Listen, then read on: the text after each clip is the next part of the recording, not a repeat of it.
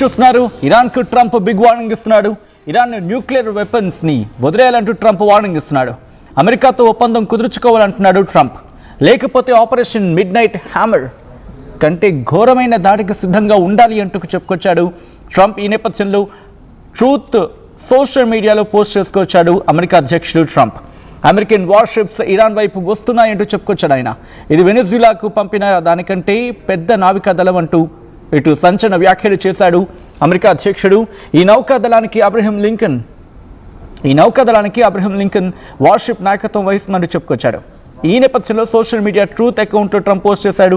ఆ పోస్ట్ మీరు చూడడం జరుగుతుంది ఆర్టీవీ స్క్రీన్ మీద. A massive armada is heading to Iran. It is moving quickly with great power, enthusiasm and purpose. It is a larger fleet headed by the great aircraft carrier Abraham Lincoln than that sent to Venezuela. Like with Venezuela, it is ready, willing and able to rapidly fulfill its mission with speed and violence if necessary. Hopefully Iran will quickly, quote and unquote here, come to the table and negotiate a fair and equitable deal. No nuclear weapons. On that is good for all parties. Time is running out. It is truly of the essence. As I told Iran once before, make a deal. They didn't. And there was Operation Midnight Hammer, a major destruction of Iran. The next attack will be far worse. Don't make that happen again. Thank you for your attention to this matter, President Donald J. Trump. ఇది America అధ్యక్షుడు కొద్దిసేపటి క్రితం చేసిన సంచలన వ్యాఖ్యలు. Mid night hammer అంటే చాలామందికి కొంతమందికి తెలిసి ఉండొచ్చు, కొంతమంది తెలియకపోవచ్చు. ఎవరికైతే ఐడియా లేదో నేను చెప్పే ప్రయత్నం చేస్తున్నాను. మీకు గుర్తుందా, ఇజ్రాయెల్కి ఇరాన్కి మధ్య యుద్ధం జరుగుతూ ఉంటే ఇరాన్ మీదకి B-2 బాంబర్స్ని పంపించి దాడి చేస్తుంది అమెరికా.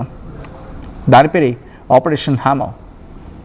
అంటే ఆ రోజు ఏ స్థాయిలో విరుచుకుపడిందో వాళ్ళ న్యూక్లియర్ సైట్స్ని దెబ్బకొట్టే ప్రయత్నం భాగంగా ఇరాన్కి వార్నింగ్ ఇచ్చింది అప్పుడు. ఇప్పుడు కూడా ట్రంప్ అదే అంటున్నాడు. మీరు కనుక మాట వినకపోతే వెనిజులా మీద జరిగిన దానికంటే దారుణమైంది, ఆపరేషన్ హ్యామర్ కంటే కఠినమైంది ఇప్పుడు మళ్ళీ మేము ప్రయోగించబోతున్నాం. మేము సిద్ధంగా ఉన్నాం, అమెరికా సిద్ధంగా ఉంది. దీనికి నాయకత్వం వహిస్తోంది ఎవరో కాదు, అబ్రహం లింకన్. ఇప్పటికే ఆ వార్షిప్ ఇరాన్ జలాల్లోకి ప్రవేశించింది అని అర్థం వచ్చేలా మాట్లాడుకుంటున్న క్రమం. అఫ్కోర్స్ ఎక్కడ కూడా అఫీషియల్గా కన్ఫర్మేషన్ దొరకటం లేదు. కొన్ని సందర్భాల్లో అది ఇరాన్ జలాల్లోకి ప్రవేశించాయని చెప్పి కొంతమంది చెప్తూ ఉంటే, ఇంకొంతమంది మాత్రం లేదు, ఇంకా టైం ఉంది, కొంచెం దూరంలో ఉంది అని ఈ కైండ్ ఆఫ్ వర్షన్ అనిపిస్తోంది. కానీ ఈ ఆపరేషన్ హెడ్ చేస్తుంది మాత్రం ట్రంప్ చెప్తున్న దాని ప్రకారం అబ్రహం లింకన్ ఇది లీడ్ చేస్తుందని చెప్పి ఇప్పటికే వార్ హెడ్స్ని ప్రిపేర్ చేసుకున్నాయి, అటాక్ చేయడానికి మాత్రమే సిద్ధంగా ఉన్నాయని చెప్పి సంకేతాలు ఇస్తున్న క్రమం అమెరికా విషయంలో. ఈ నేపథ్యంలో అమెరికా వ్యూహం ఏంటి? ఎందుకు లేట్ చేస్తోంది? కొట్టాలనుకుంటే అమెరికా చెప్పి కొట్టదు కదా. ఇది బేసికల్గా ఎవరికైనా వినిపించే మాట, అంతే కదా. ఎందుకంటే ఆపరేషన్ హ్యామర్ సందర్భంలో ఇజ్రాయెల్కి కూడా ఇన్ఫర్మేషన్ ఇవ్వకుండా అమెరికాను కొట్టింది. ఒక్కసారి ఆపరేషన్ హ్యామర్ గురించి మాట్లాడుకోవాల్సిన సందర్భం కూడా. ఎందుకంటే ఆ రోజు అఫ్కోర్స్ తెలిసిన వాళ్ళకి ప్రత్యేకంగా చెప్పక్కర్లేదు, బట్ ఎవరైతే ఆపరేషన్ హ్యామర్ గురించి కాస్త తెలియదో వాళ్ళకి చెప్పే ప్రయత్నం చేస్తున్నాను. ఇజ్రాయెల్కి ఇరాన్కి మధ్య జరిగిన సందర్భంలో ఇరాన్ని కొట్టడానికి ఇజ్రాయెల్ అమెరికాని సంప్రదించినప్పుడు B-2 బాంబర్స్ కావచ్చు, లేకపోతే మీ దగ్గర ఉన్న ప్రత్యేకమైన ఆ మిసైల్ వ్యవస్థను మాకు ఇవ్వండి, మేమే ఇరాన్ మీద అటాక్ చేస్తామని చెప్పి ఇజ్రాయెల్ అన్న క్రమంలో అమెరికా చాలా రోజులు ఆలోచించింది. ఇన్ఫ్యాక్ట్ ఇవ్వను కూడా ఇవ్వలేదు ఇజ్రాయెల్కి. ఆ సందర్భంలో చర్చ కూడా జరిగింది. అంటే చర్చ కూడా ఏ స్థాయిలో జరిగిందంటే ఇరాన్ ఆలోచించుకునేంత వరకు వెళ్ళిపోయింది. అంటే ఇజ్రాయెల్ కొడుతుందా అమెరికా కొడుతుందా అని చెప్పి.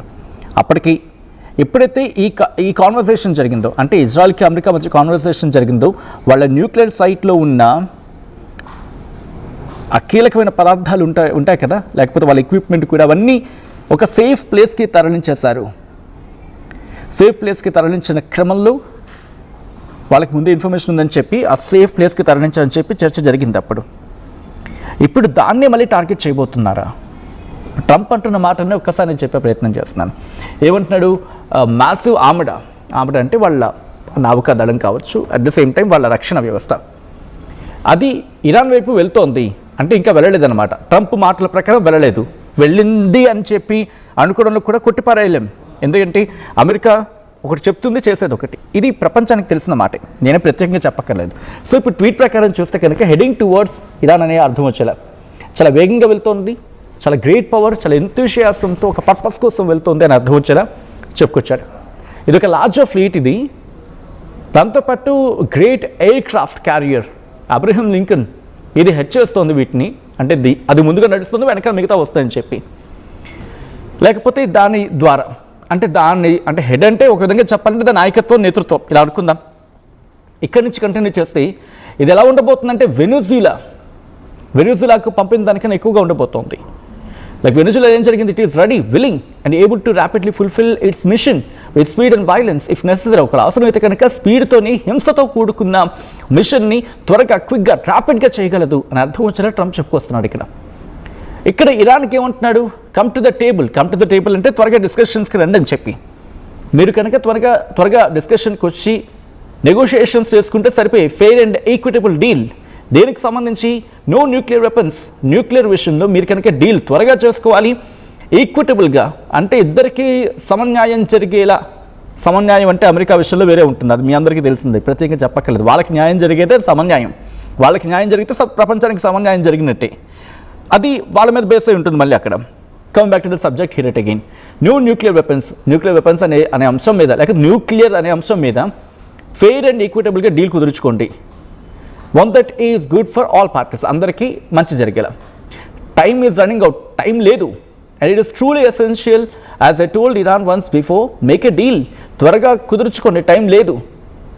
అండ్ అప్పుడు వాళ్ళు చేయలేదు కాబట్టి ఆపరేషన్ మిడ్ నైట్ హ్యామర్ చేయాల్సి వచ్చింది. A major destruction of the Iran అంటూ కూడా చెప్పుకోవచ్చు ఆఫ్ కోర్స్. బట్ ఇప్పుడేమంటున్నాడు? The next attack will be far worse. మీరు ఊహించిన దానికన్నా చాలా దారుణంగా ఉండబోతుంది. ఈసారి మేము కొట్టే దెబ్బ మీరు గతంలో ఊహించిన దానికన్నా చాలా గట్టిగా, చాలా దారుణంగా ఉండబోతున్నాయి ఈసారి మేము కొట్టే దెబ్బ అంటూ కూడా ట్రంప్ చెప్పుకొచ్చిన మాట. ఇది నేనంటున్న మాట కాదు, అమెరికా స్వయంగా చెప్తున్న మాట. ఇప్పటికీ ఇరాన్ కూడా అలర్ట్ అయింది. బట్ ఇరాన్ దగ్గర టాక్టికల్ న్యూక్స్ ఉన్నాయనేది వినిపించమాట. టాక్టికల్ న్యూక్స్ అంటే చిన్న న్యూక్లియర్ వెపన్స్ లాంటివి, చిన్న న్యూక్స్ అంటూ ఉంటారు. బట్ ఇక్కడ ఏమంటోంది అమెరికా? ఏమంటోంది? న్యూక్లియర్ ప్లాంట్ విషయంలో కావచ్చు, లేకపోతే న్యూక్లియర్ వెపన్ తయారు చేసే అంశంలో కావచ్చు, అంటే లార్జ్ స్కేల్లో దాని మీద మీరు కుదుర్చుకోండి. కానీ ఇరాన్ ఏమంటోంది? మాకు న్యూక్లియర్ అనేది చాలా ఇంపార్టెంట్, మాకు విద్యుత్ వ్యవస్థ కావచ్చు, లేకపోతే ఇతర మరిన్ని రకాలుగా ఉపయోగించుకునేందుకు. ఇక్కడ అమెరికా ఏమంటుంది? కాదు కూడదు అని చెప్పి చెప్తోంది. ఈ డీల్ విషయంలో గత కొన్నేళ్ళుగా రప్చర్, అంటే వాళ్ళిద్దరి మధ్య రప్చర్ ఉంటూనే ఉంది. ఇదే అంశం మీద అమెరికా అధ్యక్షుడు ట్రంప్ కూడా రియాక్ట్ అయ్యాడు. ఆయన ఏమంటున్నాడు చూద్దాం, ఆ తర్వాత ఇన్ డీటెయిల్గా మాట్లాడుకుందాం. I hope, and by the way, there's another beautiful armada floating beautifully toward Iran right now. So we'll see. I hope, and by the way, there's another beautiful armada floating beautifully toward Iran right now. So we'll see. I hope, and by the way, there's. So చూసారు కదా America అధ్యక్షుడు Donald Trump అంటున్న మాటిది. అసలు ఏంటి nuclear deal? ఒకసారి మాట్లాడుకునే ప్రయత్నం చేద్దాం, దీని గురించి క్లుప్తంగా మాట్లాడుకునే ప్రయత్నం చేద్దాం. అసలు ఏంటి అమెరికాకి ఇరాన్కి మధ్య ఉన్న న్యూక్లియర్ డీల్, ఎందుకు ఇంతలా ఆసక్తి చూపిస్తుందనేది కాస్త బ్రీఫ్గా మాట్లాడుకునే ప్రయత్నం చేద్దాం. మీరు చూడొచ్చు విజువల్స్లో అబ్రహం లింకన్తో పాటు మరికొన్ని అక్కడ జలాంతర్గాములు అనేది లేదు, కానీ అక్కడ వార్షిప్స్ మాత్రం అక్కడికి చేరుకుంటున్నాయి. వార్షిప్స్లో ఏముంటాయి అనేది అఫ్కోర్స్ చాలామందికి ఐడియా ఉంటుంది. మిసైల్స్ ఉంటాయి, short range, medium range, long range missiles ఉంటాయి. ఎయిర్ క్రాఫ్ట్స్ దాంట్లో ఉంటాయి, ఎయిర్ క్రాఫ్ట్స్ క్యారియర్ చేయగలవు అవి. దాంతోపాటు ఎయిర్ డిఫెన్స్ సిస్టమ్ కూడా ఉంటుందని చెప్పి మాట్లాడుకుంటూ ఉంటారు. బట్ ఎందుకు ఇప్పుడు అమెరికా ఇరాన్ న్యూక్లియర్ డీల్ గురించి మాట్లాడుకుంటున్నారంటే దాని గురించి ట్రంప్ మాట్లాడాలని చెప్పి ఇరాన్ని ఫోర్స్ చేస్తున్నాడు కాబట్టి. ఇదంతా joint comprehensive plan of action కింద JCPOA అని పిలుస్తూ ఉంటారు. ఈ ఒప్పందం ప్రధాన ఉద్దేశం ఏంటంటే 2015 గురించి మాట్లాడుకోవాలి. ఈ ఒప్పందం 2015లో ఇరాన్ అలాగే ప్రపంచంలోని 6 ప్రధాన దేశాలు America, Britain, France, Russia, China, Germany మధ్య కుదిరింది. దీని ప్రధాన లక్ష్యం ఏంటంటే ఇరాన్ తన న్యూక్లియర్ ప్రోగ్రామ్ అంటే యురేనియం శుద్ధి లాంటివి కేవలం శాంతియుత అవసరాల కోసం అంటే విద్యుత్ ఉత్పత్తి మనం కొద్దిసేపు క్రితం మాట్లాడుకున్నాం వీటి గురించి మాత్రమే ఉపయోగించాలి, అణ్వాయుధాల తయారీ కోసం కాదు. కానీ ఇక్కడ వినిపించే మాట ఏంటి, ఇరాన్ తన న్యూక్లియర్ ప్రోగ్రామ్స్ తగ్గించుకోవడానికి అంగీకరిస్తే ఆ దేశంపై ఉన్న శాంక్షన్స్ను తొలగించడానికి మేము సిద్ధంగా ఉన్నామని చెప్పి అమెరికా చెప్తుంది. కానీ ఇరాన్ ఏమంటుంది, మా కోసం అంటే విద్యుత్ ఉత్పత్తి శాంతియుత అవసరాల కోసం మేము వాటిని ప్రొడ్యూస్ చేసుకుంటే మీకు వచ్చే నష్టం ఏంటని చెప్పి ఇక్కడ యురేనియం పరిమితి గురించి మాట్లాడుకోవాలి. మళ్ళీ ఇరాన్ యురేనియానికి కేవలం 3.67% మాత్రమే శుద్ధి చేయాలి అనేది వినిపించే మాట. అంటే అణ్వాయుధానికి అయితే 90% పైగా అవసరం. అయితే ఇక్కడ IAEA ఇంటర్నేషనల్ అటామిక్ ఎనర్జీ సంబంధించిన సంస్థ ఏమంటుందంటే ఇరాన్లోని న్యూక్లియర్ ఫెసిలిటీస్ కావచ్చు, న్యూక్లియర్ సెంటర్స్ కావచ్చు, ఎప్పుడైనా తనిఖీ చేసే అధికారం వీళ్ళకు ఉంటుంది.